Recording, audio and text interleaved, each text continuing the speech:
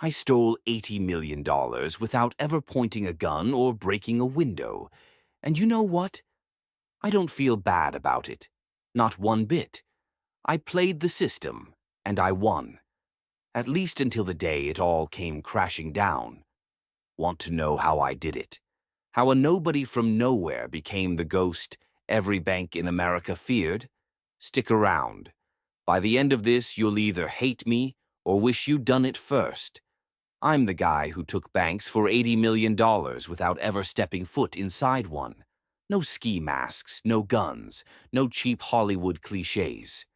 Just me, a laptop, and the right people in the right places. But let's rewind. You're probably wondering, how does a guy even get into something like this? Well, it's not like I woke up one day thinking, hey, I'm gonna be a criminal mastermind. Nah, it starts smaller than that. For me, it started with desperation. I was a broke college dropout, working nights delivering pizzas, barely scraping by.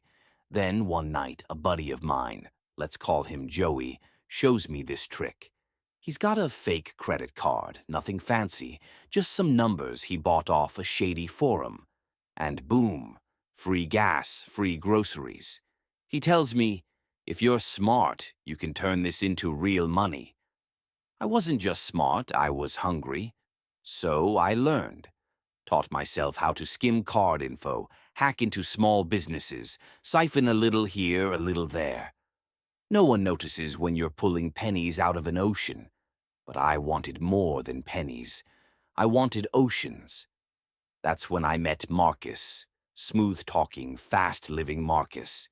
He had connections, bank insiders, coders, offshore accountants, and together we built something beautiful.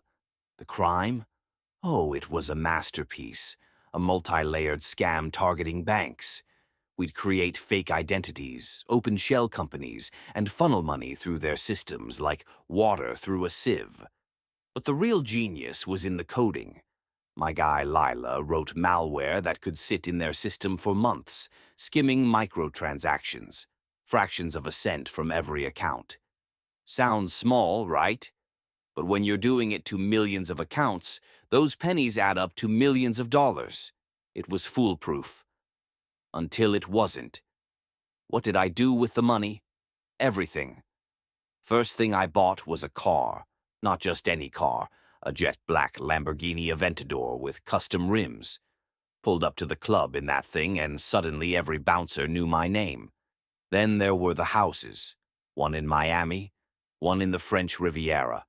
Mansions, not houses. I had a pool in my living room in Miami. You know what kind of statement that makes? And the women, oh, the women. Money doesn't buy happiness, but it sure as hell buys attention. I'd walk into a room and they'd flock to me like I was some kind of god. Models, influencers, the kind of women who never would have looked twice at me before. I remember this one girl, Valeria. Long legs, Russian accent, drank champagne like it was water. She used to whisper in my ear, "You're like a king." And I believed her. But here's the thing about money. The more you have, the less it feels like enough. After we hit $80 million, Marcus wanted to go bigger. He'd say, "Why stop? We've got the system beat." And I believed him. We started getting reckless, targeting bigger banks, moving larger sums, and trusting people we shouldn't have. Like the guys in Panama. They handled the offshore laundering, but they got greedy, started skimming off the top. Marcus wanted to scare them straight, but I told him, "No, we're not gangsters. We're businessmen." You know how they caught me? Turns out, not because I slipped up, but because Marcus did. Gangsters. He used one of our dummy accounts to pay for a damn yacht. A yacht. It set off every red flag in the book.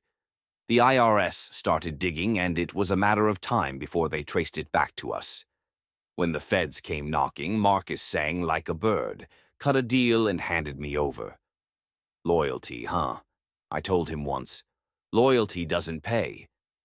Guess he learned that the hard way. Do I regret it? Hell no. I lived like a king. And if I could do it all again, I'd just make one change. I'd stop after the first $80 million. You don't get caught if you don't get greedy. But prison isn't forever. And when I get out, I'll be smarter, quieter, richer. So go ahead, call me greedy. Call me a criminal. Just don't call me stupid. Because I know this much. I played the game better than anyone else. And next time, I'll win.